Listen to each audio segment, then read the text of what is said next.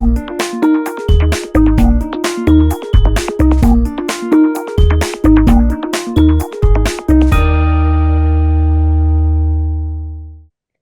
to this special episode of Frequency Matters, the RF and Microwave Update series. I'm Pat Hindle, and today I'm talking with Ian Dunn, CTO at Spectrum Control. Welcome, Ian. Thank you, Pat, for having me. Spectrum Control has a long history in high performance RF components, but in the past year or up to 3 years, maybe you've moved aggressively into the subsystem area. What market or customer signals led you to that decision?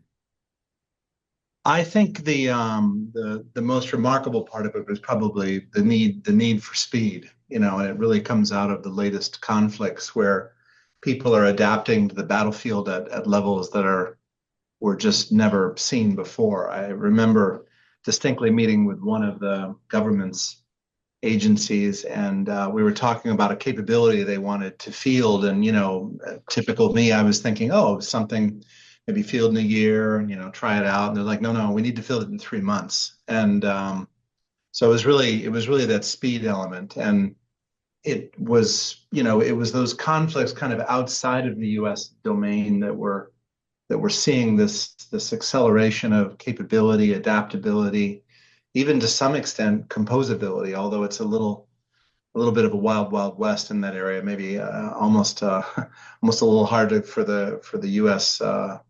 National security complex to kind of comprehend that rapid composability on the battlefield. Yeah, things have really changed quickly. How have customer expectations changed with respect to integration, system responsibility, and time to deployment? And how have these changes in the mission environment and defense priorities influenced your strategy? Well, I think the big thing was, have worked on the open architecture initiatives with the DoD for, over 20 years.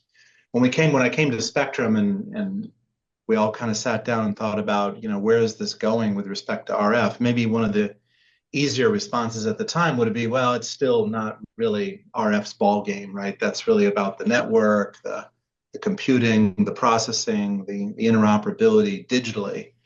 And we decided to take on that problem because many of us, either on the leadership team or in the engineering design teams, had been through, integration efforts in the RF domain, which were, incredibly painful, measured in years of delay, either induced in some cases by, the subcontractor or the contractor, or just really the specification requirements and environment. And so that was another small reason that led us up the subsystem stack a little bit, because really interoperability is not a topic that's covered at the component level, right? There are too many layers of people, engineering, design functions above the components to create that composability the government is looking for. Probably the only place where this has really been thought through is with the FPGA community, and that goes back about 20 years. But on the RF side, completely off the radar screen for the entire supply chain. So that led us up the stack. That also informed our strategy. One of the things that it informed was two elements. We would have to get into the open architecture world. Hard to be in the open architecture world without having product, because that's the way you interact with it. So we did that. And then the other one was, what does it mean to be digitally interoperable when you're largely an analog company? And that led to two conclusions about 3.5 years ago. One is we would have to build a new team that thought through what it means to be an interoperable RF company digitally. And that led to, hiring a number of kind of switching out a bunch of analog functions within the company for digital functions.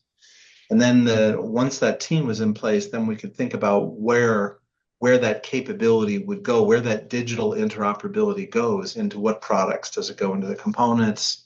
Does it go into the modules? Does it, go into the IMAs?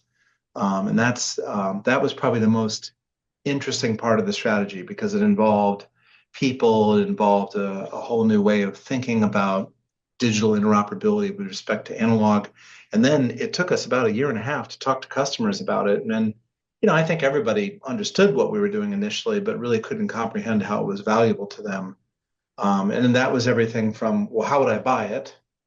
And if I wanted to buy it, what would it do for me?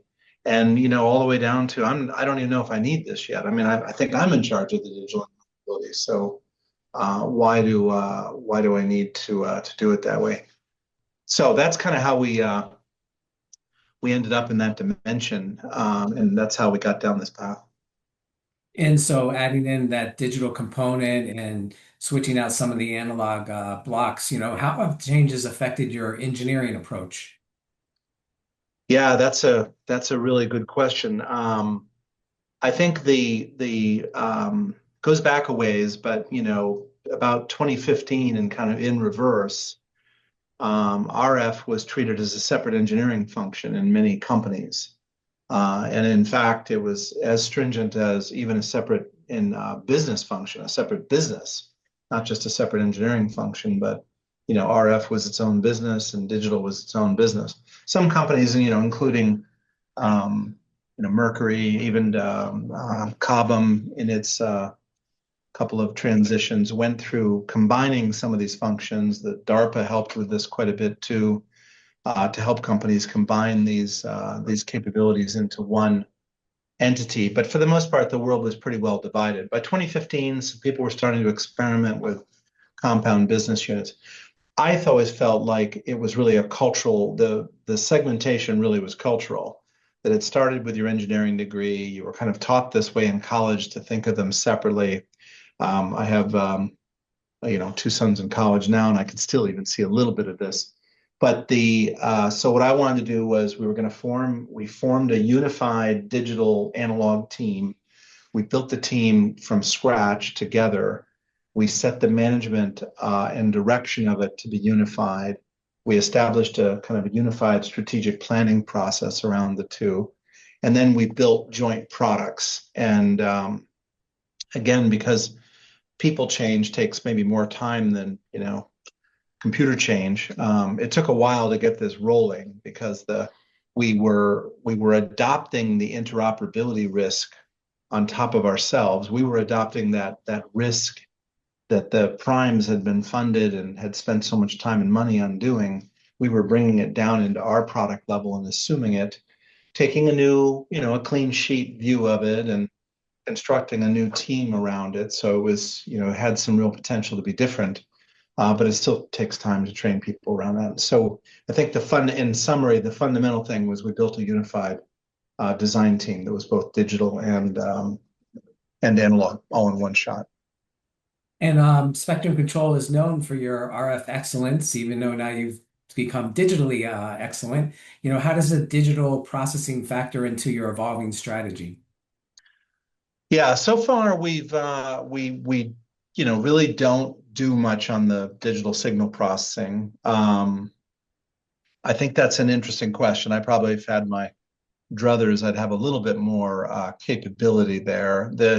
When you're dealing with the large primes, they're really capable of doing it on their own, and the kind of board level services they require, it's quite minimal. So we haven't really had any problems interacting with them.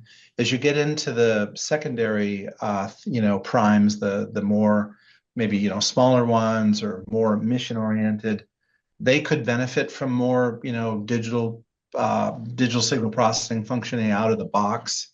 And there are clearly some great companies out there that provide, a lot more than we do in that dimension. I think the more interesting part of the long-term aspect of this is that the labs, the governments, the warfighters want the opportunity to compose solutions in the field, and that requires a fair amount of software composability that the industry will have to get used to doing on a more regular basis. I was having a conversation yesterday with management about this. When you think back to the COTS trends of the 90s, they were really around hardware commercial solutions, maybe all the way up to mission oriented, when like radios and stuff. We have really yet to get into the new frontier of COTS software in a deployed environment, and so there's still more regulations to write, still more acquisition policy to understand, still more access issues to deal with. But I think when that really takes off and all of a sudden you're composing missions and software, in real time in the field with a basket of hardware that you got from somebody, that's where this is all headed. And at that point, all of us will have to get a little bit better at the software composability of these solutions. Right now, we're a layer below that for the most part. We're really talking about hardware interoperability, and then the customer puts a software mission on top of it. We're not at the point where, at least in this aspect of the business, of the marketplace, we're not at the point where the customer buys a software composable platform. There are some primes talking about that. Most noteworthy, Northrop Grumman has been talking about a software composable platform for years. I believe on the avionics side, on the mission management side, they've achieved this. They certainly talk about it quite a bit. You can see that with some government labs have gotten to that. Anduril is probably another one that's quite famous for talking about its software composable capabilities. So I think we're starting to get there. But if you go down the value chain layer to our layer, most of us are still not participating in that. And that's going to have an impact on the way we, staff around software and the kind of infrastructure we'd have to build to support it. And you mentioned open standards, and your scalable platform investments have focused on the MOSA aligned open standards. What are the unique challenges that RF faces in complying with these standards? Yeah, the big thing is there's no instruction book, there's no guidebook to what it means to be composable from an RF perspective, which is why, if you want to participate in this industry, you almost have to add some digital just to have some level of a discussion with your customers around that composability.